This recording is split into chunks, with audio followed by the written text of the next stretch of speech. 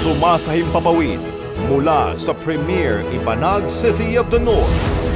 Para sa Diyos at sa Pilipinas nating mahal, ito ang DZYT 765 SMNI Radio Tuguegarao.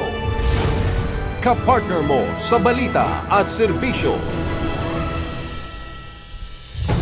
Mga balita, impormasyon, serbisyo at inspirasyon dito lang sa DZYT 765 SMNR Radio Tuguegarao.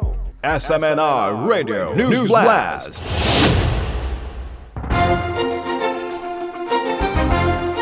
Seguridad sa Senado nanatiling mahigpit bago ang impeachment trial.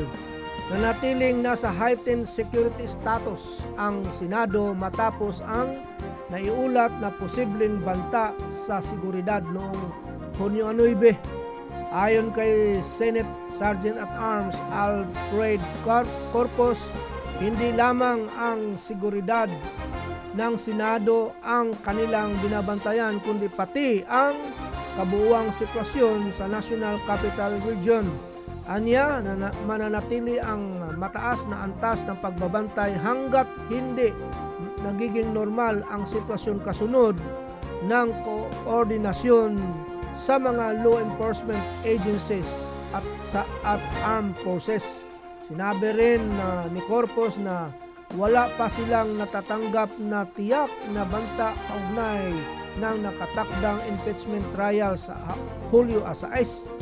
Sa kabila nito, ipagpapatuloy ang kasulukuyang security measures sa Senado at magdagdag pa ng mga tauhan mula sa Office of the Sergeant at Arms, Philippine National Police at iba pang kaalyadong puwersa upang matiyak ang kaligtasan sa panahon ng mga mahahalagang pagdinig.